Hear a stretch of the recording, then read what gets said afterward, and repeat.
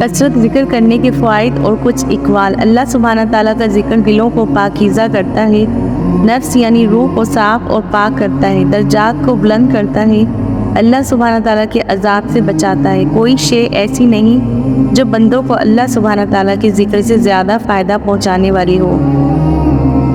معاذ بن جبل رضی اللہ تعالیٰ عنہ نے فرمایا کہ اللہ کے ذکر سے بڑھ کر کوئی شے نہیں جو بندے کو عذاب سے بچا سکے۔ ابو درداء رضی اللہ تعالیٰ عنہ نے فرمایا کہ ہر چیز کو پاک کرنے کا کوئی نہ کوئی ذریعہ ہوتا ہے اور دلوں کو پاک کرنے کا ذریعہ اللہ سبحانہ تعالیٰ کا ذکر ہے۔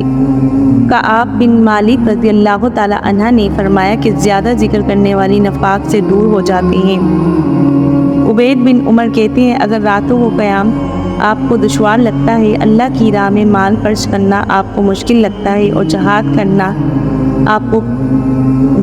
کرنے میں آپ کو خود کو بزدل سمجھتے ہو، تم خود کو بزدل سمجھتے ہو تو کثرت سے اللہ سبحانہ تعالیٰ کا ذکر کیا کرو۔ مقبول فرماتے ہیں اللہ سبحانہ تعالیٰ کا ذکر شفا ہے اور لوگوں کا ذکر بیماری ہے۔ حسن بصری رحمۃ اللہ سے ایک شخص نے دل کی سختی کی شکایت کی تو آپ صلی اللہ علیہ وسلم نے اس کو کہا کہ اسے اللہ سبحانہ تعالیٰ کے ذکر سے دور کرو۔ قیامت کے دن بندہ پہاڑوں جتنے گناہ لے کر آئے گا، لیکن اس کی زبان جو ہوگی وہ اللہ سبحانہ تعالیٰ کے ذکر سے معمور رہتی ہوگی تو وہ اس کے لیے نجات کا ذریعہ بن جائے گی۔ شیخ الاسلام ابن تیمیہ رحمۃ اللہ فرماتے ہیں کہ ذکر یعنی اللہ سبحانہ تعالیٰ کا ذکر دلوں کے لیے ایسا ہے جیسے مچھلی کے لیے پانی۔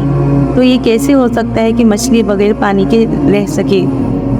تو کثرت سے ذکر کیجئے سبحان اللہ و بحمدہ، اللہ اکبر، الحمدللہ، لا الہ الا اللہ۔ جزاک اللہ۔